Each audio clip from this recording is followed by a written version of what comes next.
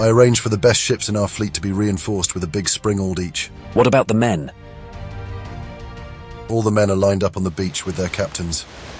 All you have to do is choose the best. Thank you, Yanis. Don't thank me, Sandokan.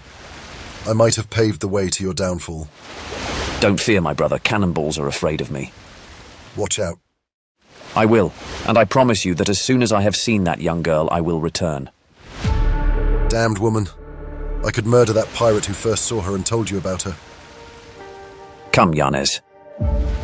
They walked across a clearing, defended by big bastions armed with heavy artillery, ramparts and ditches, and they reached the shores of the bay, in the middle of which about a dozen sailing ships, called proas, were anchored.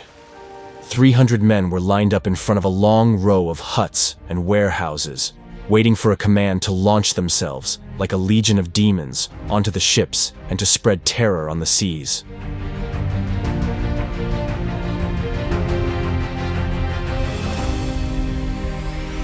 When the Tiger of Malaysia arrived, a quiver ran along the long line of pirates, whose eyes were alight and who were all clenching their weapons.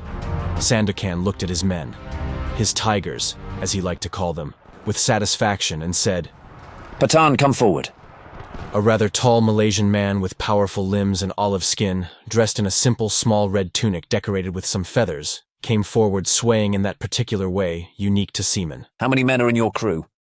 50, Tiger. All brave? All bloodthirsty. Board them on those 2 proas and give half to the Javanese Giro Batol. Shall we set out then? Sandokan gave him a look, which made Patan tremble, although he was a man who did not fear his enemy's bullets. Obey! And not another word if you want to live. The Malaysian moved away quickly, bringing with him his crew of exceptionally brave men who would not have hesitated to ransack sacred tombs if Sandokan had ordered them to, although they were all men of faith. Come, Yanis. They were about to climb down the beach when a huge black man, a true example of those natives one meets on almost any Malaysian island, caught up with them. Kili Dalu? What do you want and where did you just come from? From the southern coast. Any news? Yes, good news, Captain Yanes. I saw a big Chinese junk ship sail along the coast towards the Romatis Islands. Was it loaded? Yes, Tiger. Good. In 3 hours it will fall into my power. Then you will go to Labuan? Directly, Yanis. They had stopped in front of a whaler, with 4 Malaysians on board. So long, brother, said Sandokan, hugging Yanis. So long, Sandokan. Be careful. Don't do anything crazy. Don't fear. I will be prudent.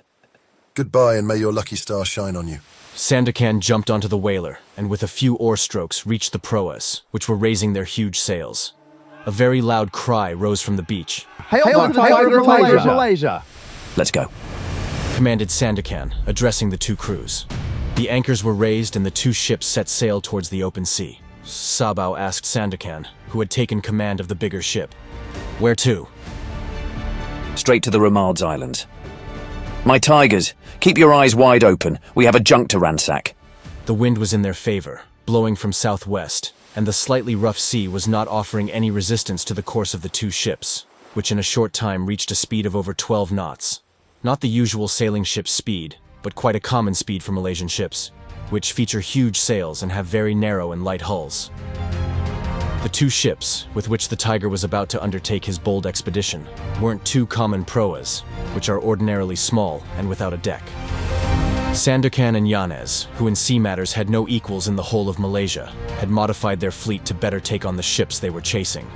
They had kept the huge sails, the length of which reached 40 yards, as well as the big, but quite supple masts, and the riggings made of rattan and gamudi palm fibers, which were tougher than ropes and easier to find. Moreover, they'd given the ships bigger dimensions, the hulls more aerodynamic shapes, and the prows a firmness to withstand the worst. They had also had decks built on all their ships and some holes made on the sides for the oars. One of the 2 proa wheels and the outrigger, which might have hindered the boardings of enemy ships, had been eliminated. Although the 2 proas were still very far from the Romades Islands, towards which the spotted junk was sailing, the pirates set to work in order to be ready for battle. The 2 cannons and the 2 big springalds were loaded with the utmost care, Plenty of cannonballs, carbines, shields, and hand grenades were placed on deck, while boarding sabers and grappling irons were placed on the gunnels, ready to be thrown on the riggings of the enemy ships. Having done this, those brave men, whose eyes were already lit with a burning yearning, positioned themselves, some on the bulwark, some on the ratlines, and some straddling the poles, all anxious to find the junk ship, the kind which usually sailed from the ports of China and which promised a rich booty.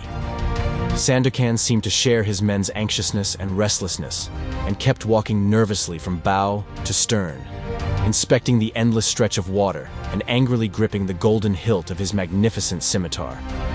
By 10 o'clock in the morning, Montprechem had disappeared over the horizon, but the sea still seemed deserted. Not a cliff in sight, not a plume of smoke indicating the presence of a steamship, not a white speck signaling an approaching ship. On both proas, the crew started growing impatient. The men were lifting and lowering the tools, cursing, eager to fire their carbines and strike with the shiny blades of their poisoned krisses. Suddenly, just after midday, a voice cried out from the top of the main mast. Hey, look downwind!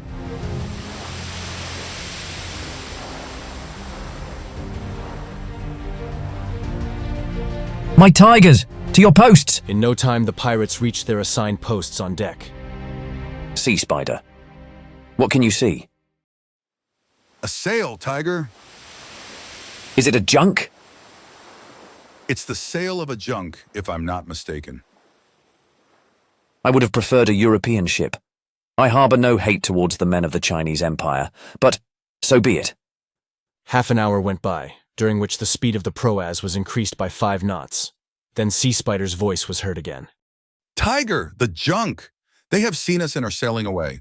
Giro Batol, steer to prevent them from fleeing. A moment later, the two ships separated, forming a large semicircle.